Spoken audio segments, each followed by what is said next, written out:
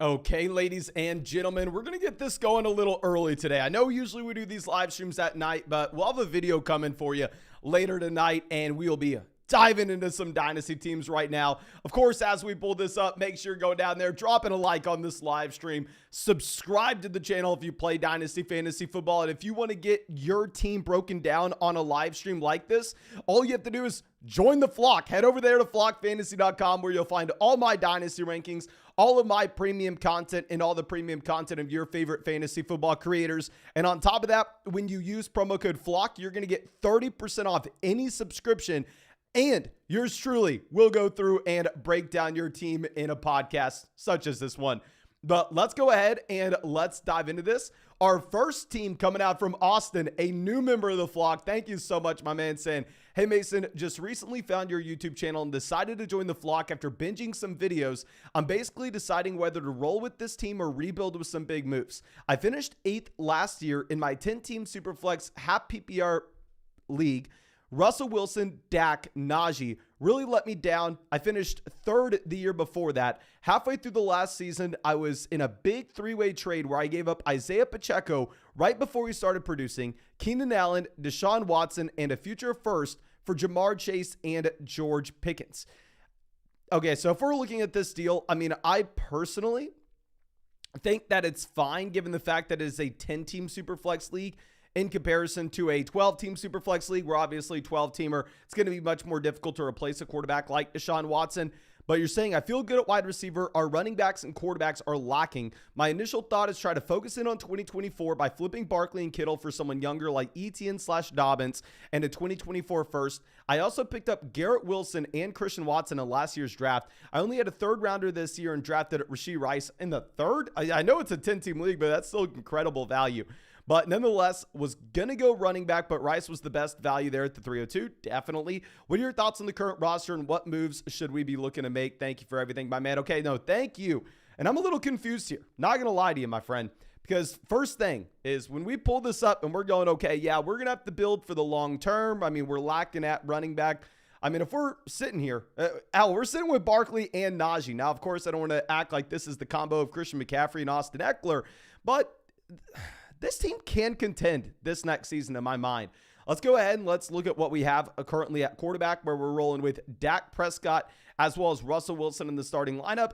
Not in love with that, obviously, but I mean, we have seen both these guys be quarterback ones. I mean, as recently as 2021, right? It wasn't too long ago where both these guys were viewed as top 10 quarterbacks in Dynasty. Going down to the bench, we don't have a quarterback 3, which in the majority of Superflex leagues would be very concerning. But keep in mind, this is going to be a 10-team Superflex league. And with this being a 10-team Superflex league, here it's going to be much easier to go through and trade for that 3rd quarterback, right? I mean, if we really needed to go pick up a Derek Carr, Jimmy Garoppolo level player, it would be extremely cheap. I mean, we could probably get away with going through and selling just a depth wide receiver to do so. But I think that we're kind of fine sitting here as is. Now, of course, I don't want to act like we're great, but we're fine. Going over to running back, we're currently sitting with Saquon Barkley, Najee Harris in the starting lineup. We have A.J. Dillon as RB3. Going down to the bench, we have Elijah Mitchell. So in my mind, I mean, with Rashad Penny here as well, we're fine at running back. Like, if we're breaking this down, I could easily see Saquon Barkley being a top 6 running back this next season, right? I mean, the expectation is, I think right now he's being drafted as like the RB5, RB6 on Underdog, that he is that borderline top 5 guy. You can easily see Najee Harris also being a top 10 running back this next year. Maybe that's not the median projection. Maybe instead the median projection for Najee Harris is he's more so the running back 13, running back 14, running back 15, and he's like a mid running back 2. But nonetheless, you can have the upside where we potentially have 2 running back 1s on this roster, and we have enough depth to go around with A.J. Dillon, Rashad Penny, and Elijah Mitchell. I think one of these guys should be usable this next year. Now, going over to wide receiver, we're currently sitting with Jamar Chase, Garrett Wilson in the starting lineup. We have Christian Watson down there in one of the flex spots. And then on the bench, we have some depth, not too exciting though, just old dusty pieces that maybe we can get a few games out of, such as Odell Beckham Jr., Michael Thomas, Tyler Boyd, Kadarius Toney, Wan'Dale Robinson. Okay, no, we have George Pickens as well. So maybe we have a few more guys than we were initially giving credit for. Kadarius Toney is someone that I think is very interesting. We talked about this in the live stream earlier yesterday, in that if you're looking at Kadarius Toney in his first 2 seasons in the NFL, this is a player that has been so damn efficient from a per route run standpoint. The issue is just no team in the NFL, whether that's the Giants or the Kansas City Chiefs, have decided to give Kadarius Toney a real role. Like Kadarius Toney ran like 5 or 6 routes in the Super Bowl this past season. Everybody thinks that he had a great Super Bowl. And yeah, I mean, hell, with his punt return, phenomenal. You are happy to see what he did for the Kansas City Chiefs. But in reality, I don't think we need to sit here and pretend that Kadarius Toney's locked and loaded into being an every down player for the Chiefs this next season. You have such a wide range of outcomes, but nonetheless, I think that you are going to have someone on this bench pop off, right? Whether it's Toney, whether it's Wan'Dale, whether it's George Pickens, whether it's Odell Beckham Jr., whether it's Michael Thomas, one of these players should be usable this next season. One of these guys should be able to go into that starting lineup. Tight end, we have George Kittle. George Kittle, borderline top 5 tight end this next season. Going down to the bench, we have David Njoku. In my mind, another top 10 tight end, so we have multiple tight end ones. So I understand the thought process here, right? Where if we're looking at this team, you're going, well, you know what, Mason? I have some young assets to build around. I mean, I have Garrett Wilson. I have Christian Watson. I have, George Pickens to build around for the long term. Why don't we go through and why don't we sell and get a little younger? And if you can get a fair price on some of these veteran assets, I'm not opposed to it, right? Like if you could sell George Kittle and in return get back Pat Frymuth in a future first, hell yes, we do it. If you could sell Saquon Barkley and get back Travis Etienne in a future first, hell yes, we do it. But I don't necessarily think this is a team where we need to go and try to sell these veterans today. If an offer comes across the table where we're like, yeah, this is a little too good to pass up on, we're able to go through and jump on it. But this team has a lot of flexibility.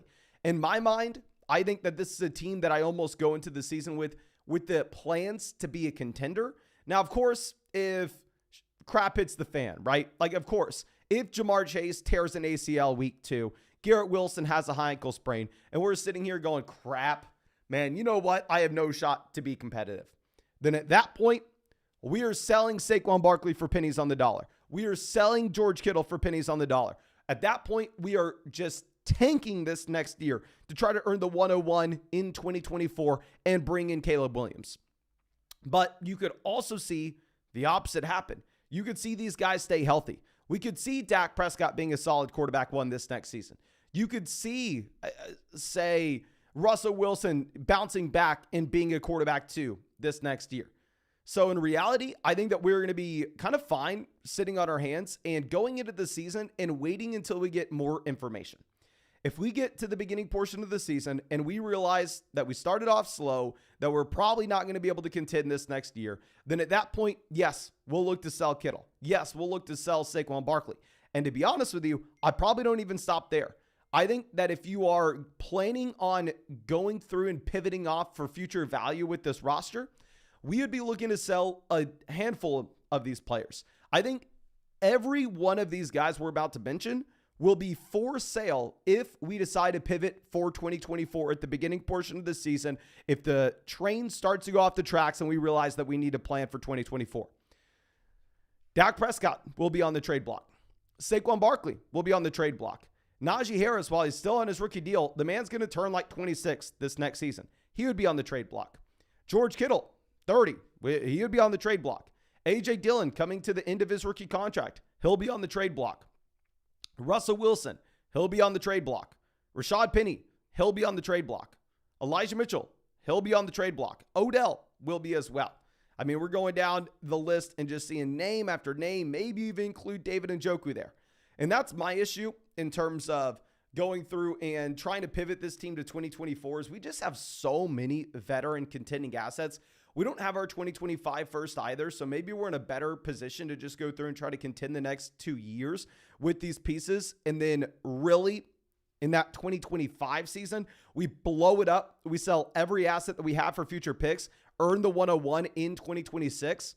Now, if you wanted to give yourself a little more flexibility during the season, like I said, I do agree with the sentiment of possibly selling Saquon Barkley or selling George Kittle, selling one of these veteran assets to get a little younger, but staying with someone that's productive.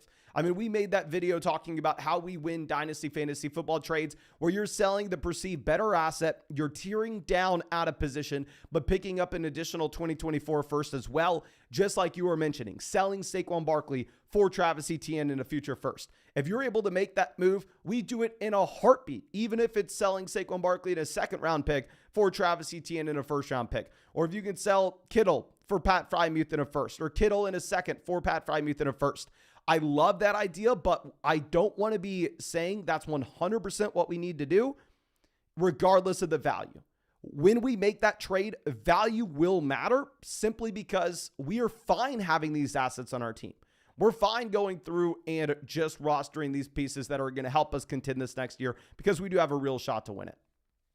But I hope that was able to help, my friend. One quick note that I'll say whenever we are looking at potential moves that we can also make during the season, I think what we are going to look to do is possibly sell one of these depth wide receivers to get that quarterback 3 if we really want to contend this next year, whether that's selling like Kadarius Toney for Jimmy Garoppolo. I understand that's going to sound crazy to a lot of people, but this is a 10-team Superflex format where you're going to find a lot of teams that have 4 starting quarterbacks, that they're sitting there with a player like Jimmy Garoppolo or Derek Carr, and they're going, well, you know what, man, I have no use for this guy. What the hell is he doing on my team?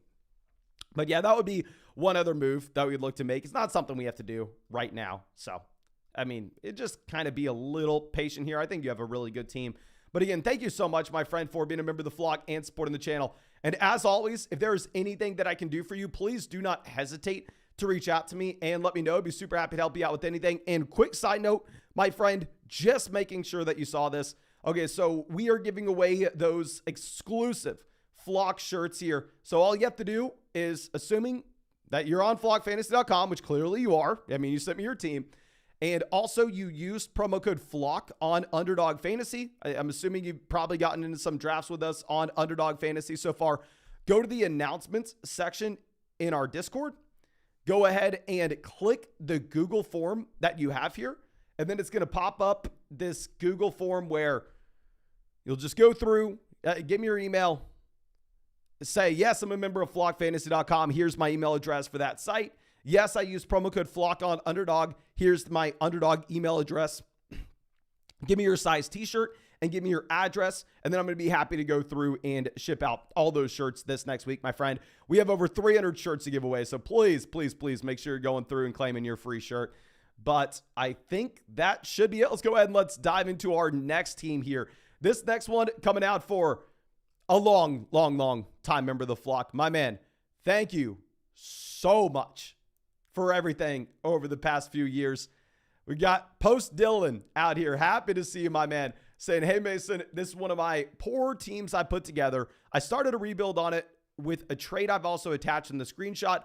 Wanted to get your take on what you think we should do and rate the trade we made. It's a 12-team league. Thanks for the advice, brother. Love where the channel has gotten to and can't wait to see where it goes. Still wearing the OG flock hat at the gym. Thank you so much, my man, for repping. You better be sending that little Google form. That way I can get you a flock shirt as well. But anyway, let's go ahead and you know what we're going to have to do. First off, my man, we're going to have to look at the league settings here. So let's look at the scoring where it looks like we don't need to be making too many adjustments. It's going to be a 6-point passing touchdown format where you're going to be getting half a point tight end premium. So yeah, nothing too big there. You're getting big play bonuses. But I mean, I've talked about this before. Personally, I don't really think we should be adjusting too much for big play bonuses. And even if we were to adjust, I wouldn't know how to. It's like, oh, okay, well, we get extra points for 40-yard rushing touchdown. So what do we want? We want running backs that can command a lot of volume and break off long runs. Oh, well, that's already what we were trying to get. So, I mean, in my mind, bonuses aren't going to change too much about our overall strategy. I could definitely be wrong there. But next thing I want to look at, starting lineup requirements, just get a sense on how we want to be constructing our roster. Okay, so we are going to be starting 1 quarterback, 2 running backs, 2 wide receivers, a tight end, 3 flexes, and a super flex. So, I mean, here it's going to be a pretty much a standard, what, is this a start 9 league, I believe? Yeah, so start 9 league. Depth isn't going to be too important. I mean, I would like to go out there and get some studs and duds if we can, but I mean, it's not like it's a start 8, 10-team league. It's not like we can just say the only thing that matters are studs. Depth is going to matter a bit here. So let's look at the trade that we made with the context of this format where, oh my gosh, my man, we better have... I hope you're trolling. We traded away Josh Allen and Eckler for a first, 2 seconds, Dak, Dobbins, Pickens. I hate the trade, my friend. I really do not like it, if I'm going to be honest with you. Like, if I'm looking at Josh Allen versus Dak Prescott in a future first, even on a rebuilding team, give me Josh Allen. I don't really think I need to think about that long and hard at all. And if we're looking at like Eckler versus Dobbins, Pickens in a couple seconds, it's really not going to be moving the needle. Whenever we're selling that asset like Josh Allen, Patrick Mahomes, Joe Burrow, Jalen Hurts, the only way we can actually sell that piece is if it is a no-brainer, we smash the deal. Unless it is a no-brainer trade where we are extremely happy with the value that we are getting in return, at the end of the day, 9 times out of 10, you're going to be looking back and going, why did I do this? Like, let's just play this hypothetical out. What happens if Pickens is forever a wide receiver 3? What happens if Dobbins is replaced next year in Baltimore? I mean, J.K. Dobbins could be nothing this next season. He can be nothing in the long term. We don't know. So if we're looking at that and we're going, okay, crap, well, we just traded Josh Allen for Dak Prescott and a random future first. It really has to be a no-brainer trade if we're going to sell one of those assets, my friend. So I'm not a big fan of that. I don't know if we just made this trade or if we made this trade going into last season. Regardless, I don't like it. Now, of course, this is going to be a rebuilding team. However, like you were saying, this is a team that's looking to play for 2024. I mean, if we're looking at the quarterback position right now, we're sitting with Dak Prescott as well as Kyler Murray in the starting lineup. We have Geno Smith down there on the bench. What's very interesting, right, is Geno Smith is not necessarily someone that we're going to get a ton of value for. However, with Geno Smith, he's in a great situation this next year. I mean, this is a quarterback that has Jackson Smith and Jigba, that has DK Metcalf, that has Tyler Lockett, and he just got the contract extension, and he just broke Seattle's all-time passing yards record for a single season. However, you're not going to command a lot of value for him. And in my mind, that's kind of correct. I don't necessarily think that the Dynasty community should go through and value Geno Smith as if he is some elite level quarterback at this point. I mean, my issue with Geno Smith is the man is 32, turning 33 this next year. For me to buy into like the worlds where we may live that Geno Smith, it just took until age 32 to put it together. I'm not really buying that story. I'd imagine that Geno Smith does regress and come back down to earth just a bit, even with the phenomenal situation this next year. I don't necessarily think that Geno Smith is guaranteed a starting job in 2024. So if he is not guaranteed a starting job in 2024, 2025, I would personally look to sell Geno Smith. I wish I could say, yeah, we're going to go through and we're going to sell Geno Smith and we're going to get back Tua in return. Nobody's going to give you that. Of course, we can try, but it's probably not going to happen. In reality, I think what we should probably look to do is sell Geno Smith and try to get a 2024 first. If we can get like a 2024 first and second for Geno Smith on a rebuilding roster, I personally would really like that. And if we're going to try to sell Geno Smith and for a 2024 first and second, if that owner is like, you know what, man, I don't really know, be willing to throw in one of these veteran pieces. Go, okay, well, man, let me give you Tyler Lockett as well. Because with Lockett, obviously, from an approach that we are trying to win in 2024 and don't really care about this season, Lockett's not doing much for us. Lockett's value is pretty much guaranteed to go down. I mean, this time next offseason, but he's going to score points this next year. So it's like a double whammy that he doesn't really do anything. He's going to lose value. And on top of it, he's going to give us a worse rookie pick overall. So, I mean, if we could sell like Geno Smith and Tyler Lockett and get back a first and second in return, I would really like that. Now, going over to what we have at running back, currently sitting with Fournette, Dobbins in the starting lineup. We have Elijah Mitchell down there in the flex spot. We have Zach Charbonnet down there. I mean, a talent, obviously, bad situation.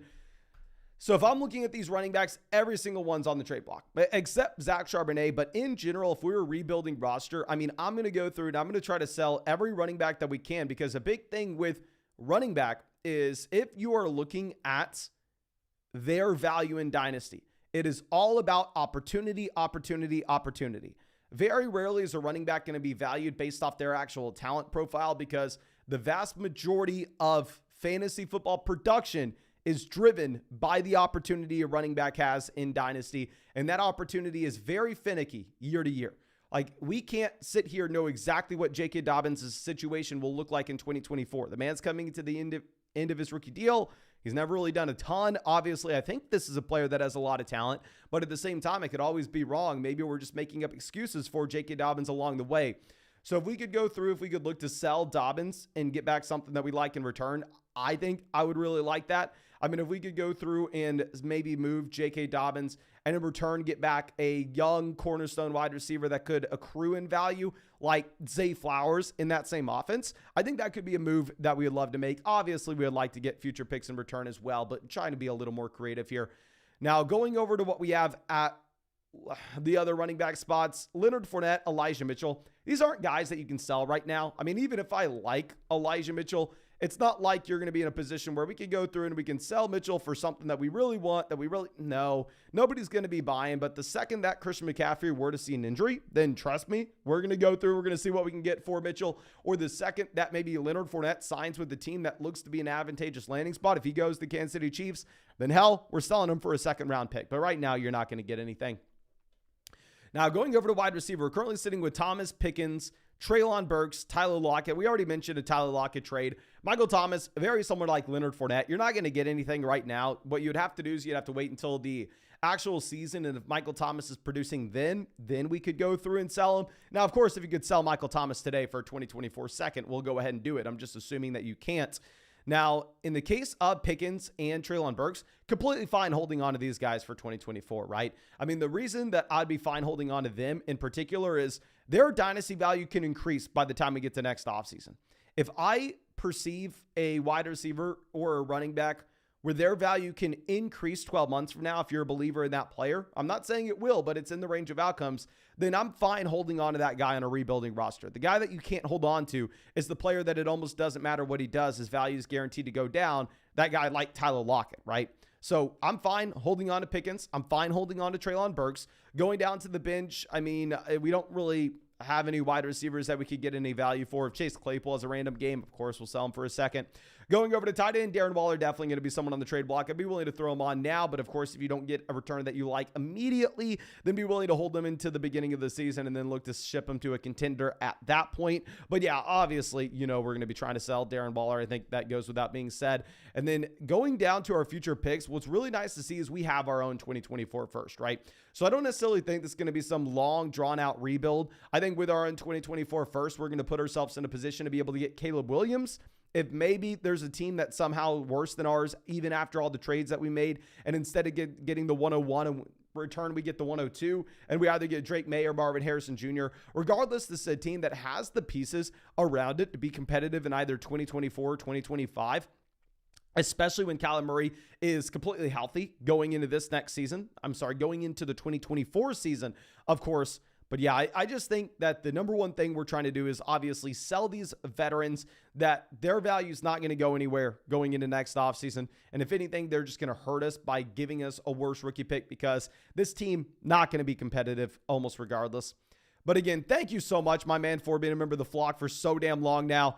And as always, if there is anything that I can do for you, please do not hesitate to reach out to me and let me know. And definitely make sure you filled out that Google form, my friend. That way I can get you a free flock shirt. I know you signed up to Underdog with promo code flock. I know you're a member of flockfantasy.com. So just go ahead and let me ship that bad boy out to you. Just give me all this information and we'll make it work, my friend. But thank you again. Really do appreciate you. And yeah, really hope you have a great day. Now, let's go over to our next. We actually have a donation question coming out from Chris. Thank you, my man. This is, I have the 105, the 108s, would like to trade up to the 103 for Jackson Smith-Njigba or Jahmyr Gibbs. Thinking of packaging both picks. Both picks for the 103 or giving up the 108 and Christian Watson for the 103.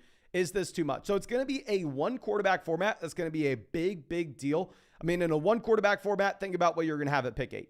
It's going to be gross. You're going to be either looking at Dalton Kincaid, Zach Charbonnet, or a quarterback. Like, you're not too excited about what you have there at 8. If I am going to be looking to make this deal, I would be fine trading the 105 and 108 for 103. I know that seems a little aggressive, but it is what it is. I mean, that's essentially trading Jordan Addison and, say, Zach Charbonnet and getting back Jackson Smith and Jigba. I would make that trade.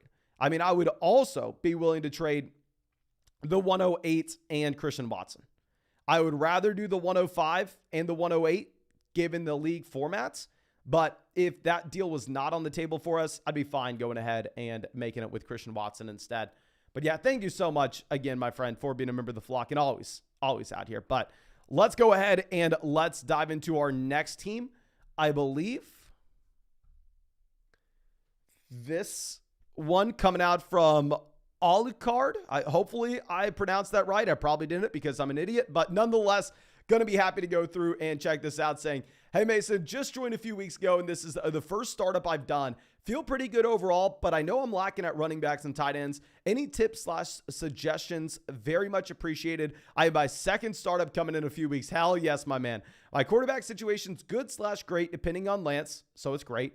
And my wide receivers are solid for a very long time. I did trade my 2024 first to move up to get Jonathan Taylor because I assumed I'd be a competitor this year, and the first wouldn't serve me well. Okay, so this is one thing that I really want to caution against for most people that are getting into dynasty leagues. If it is your first dynasty league, or honestly, if it's your fifth, it doesn't really matter. When you trade away your future first in the startup draft, you box yourself in. You put yourself in a very tough situation if anything goes wrong, right? Because if we're looking at this team, well, yeah, I mean, we can clearly see on paper it's strong. One thing goes awry. Patrick Mahomes, ankle sprain. Patrick Mahomes is missing 8 weeks of the year. Seems toast, all right? And then if you don't have that 2024 first, you are in a very, very difficult position. But nonetheless, let's go ahead and let's dive into this. Quarterback, we are going to be sitting with Patrick Mahomes. In the super flex spot, we have Trey Lance. I mean, I know you've probably heard my Trey Lance spiel a million times. I mean, unless he is literally the biggest bust in NFL history, a bigger bust than Jamarcus Russell, the man will be a starting quarterback this next season. Now, I don't necessarily know if this is someone that is going to be starting for the 49ers, but I do strongly believe that Trey Lance will be a starting quarterback this next year for an NFL team and have rushing upside. I don't know if it'll be good from a real life perspective, but I think it'll be good from a fantasy football perspective, given the rushing upside that you are getting with Lance. So personally, I think we're just fine here at quarterback, but going back to what we were talking about previously, one thing goes wrong, my friend. Lance isn't a starter, or Patrick Mahomes gets injured and we don't have our 2024 first. I mean, the analogy I always use is it's like you went through and when you sell your 2024 first, you're maxing out your credit cards and you have no savings account, right? Hell, maybe it goes correct. I mean, maybe everything goes right. Maybe this team stays healthy and maybe we win this championship. But the first time that, I mean, we're driving down the road and we hit a pothole and our tire blows out and we've maxed out our credit cards and we don't have a savings account by trading away our future picks, you're screwed. You have no options. You're going to be sitting there with a clunker and you're going to have nothing that you can really do in future years. So, yeah, I mean, I just personally want to strongly advise against going through and trading those future picks away. But overall, quarterback, I think we can be fine, obviously, depending on Lance, just like you were saying. Now, going over to running back, we're sitting with Taylor, Joe Mixon, Alvin Kamara in the starting lineup. We have Dameon Pierce down there on the bench, which I really, really like to see. If this team didn't have Dameon Pierce, I'd be a little bit worried. I think that this is a running back room that's going to be great for this next season, right? 2023, we should be superb in that. Jonathan Taylor, I think we can bank on him being a running back one, assuming health. And after that, obviously, we have aging assets like Mixon and Kamara, but I'd assume at least one of these guys will be there for us, right? And Dameon Pierce does win the NFL draft, where with Dameon Pierce, you're looking at a running back that is pretty much locked and loaded as the starting option in Houston this next season. But the one thing that I do want to point out is this is a running back room that may crash and burn in 2024. Because if we are looking at this, Joe Mixon and Alvin Kamara in 2024 will be going into their age 7 seasons. At that point, you're really not expecting anything from a running back not named Derrick Henry. On top of this, with Dameon Pierce, while he is a younger option, he has limited team investment, where it wouldn't be the most surprising thing in the world to see the Houston Texans decide to go through and invest into the running back position next offseason.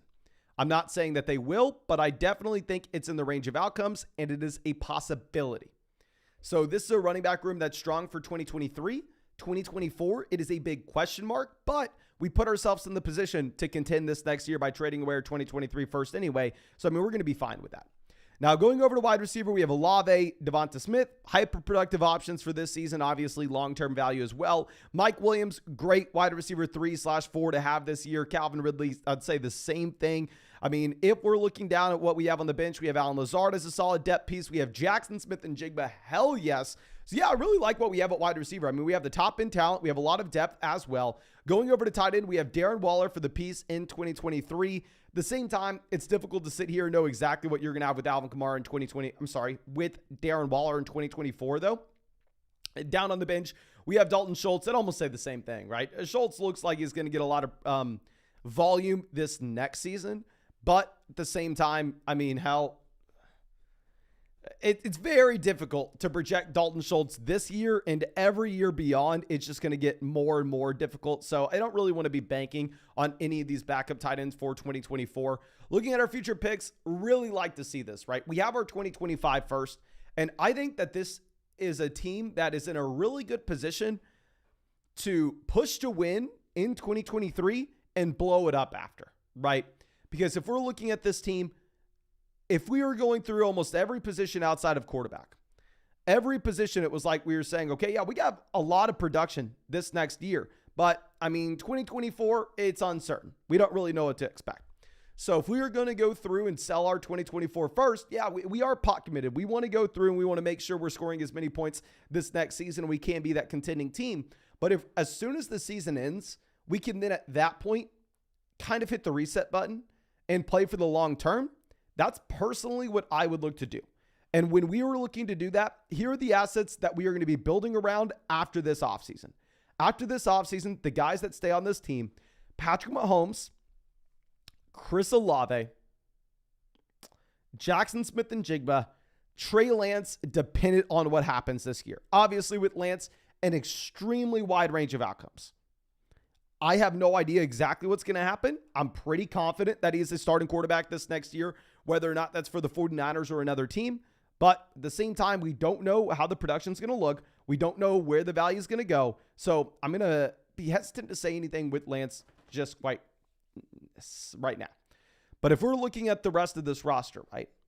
I mean, I don't think we'll have enough firepower to compete in 2024 just because so many of these assets are going to be rolling off and so many of these assets will be probably just not startable that season, such as Mixon, Kamara, and then with Mike Williams, Calvin Ridley, we can presume that they are going to be on the decline. Smith obviously is only going into year 3 now. So you're saying, okay, well, basically he's pretty damn young, right? Well, in 2024, he'll be going into year 4. And at the same time, the man stayed all 4 years at Alabama. So he'll be in that like DK Metcalf mold and how you view DK Metcalf this offseason. Like if I'm going to look at Devonta Smith's age here real quick, I mean, the man is turning 25 this next year. So I definitely think next offseason, if we decide to blow it up and try to earn the 101 in the 2025 draft, that would be a team that we're going to go through. And that's a team that we are trying to possibly score as few points as possible, right?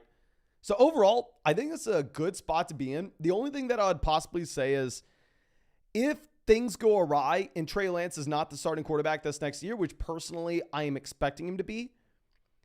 Obviously, we have a lot of flexibility when we have Patrick Mahomes at quarterback. Whatever you do, do not sell Patrick Mahomes. I think the number one thing that we would probably look to do is pivot off of one of these older wide receivers, such as Calvin Ridley, and look to get in a quarterback, even if he's not the best option in the world, even if you're selling Calvin Ridley and in return you're getting like Geno Smith, right? I mean, that would be a move that we'd be looking to make. But again, thank you so much for being a member of the flock, my friend. I really hope that we were able to help you out here. Really hope that we were able to get you something. And as always, if there's anything that I can do for you, please do not hesitate to reach out to me and let me know. But yeah, real quick, we have a donation coming out from, I believe, Zach. Thank you, my friend. Says, what do you think about trading Saquon in a first to go get that first pick and draft Bijan Robinson? Very dependent on your format, very dependent on the league that you're playing in, as well as your roster. I mean, if you are looking at a league where it's a one quarterback, like 12 team format where you think that first round pick is going to be mid to late, then yeah, let's go ahead and let's pull the trigger. However, if it's like a 10 team superflex league where you think that 2024 first has a shot to be like the 101, 102, 103, I probably don't do it. But can we get, everybody in the chat to chime in on this? Can y'all please let me know, what would you rather have? Would you rather have Saquon Barkley into first or Bijan Robinson? Can everybody please spam the chat? Let me know. We have over 100 people out here. I'd love to see like 50 answers on this. And as I wait for y'all, of course, if you want to get your team broken down on a live stream like this, go sign up for flockfantasy.com with promo code FLOCK. Promo code FLOCK, you'll get 30% off any subscription, and your team will be highlighted on a podcast like this one. Okay, so let's see. Bijan, Saquon in the pick. You're more flexible. Bijan, Saquon if you're competing. Saquon in the first. Saquon in the first. I was going to give up Saquon the 112 in a future first for Bijan. So yeah, so Bijan in that one. Bijan in this one. So it looks like people are split 50-50 on it. That's why I was saying like it probably depends on the specifics. Probably depends on the league that you're in as well as where that pick looks like it's going to be. But again, thank y'all so much for hanging out with me. Really do appreciate you. And we will be live in about 20 minutes on the main fantasy football channel on Flock Fantasy. I'll get y'all the link in the live chat real quick if you're wanting to come out and get in a draft with us there. So let me grab y'all that link and then we should be. Okay, come on, YouTube. And we should be good to go. Okay, I'm spamming the link for that live stream just in case you want to go and draft with us. That can be found in the live chat. But again, thank y'all so much. Really do appreciate you. Really hope you have a great day. And yeah, really hope we get to see you at the live stream in about 20 minutes.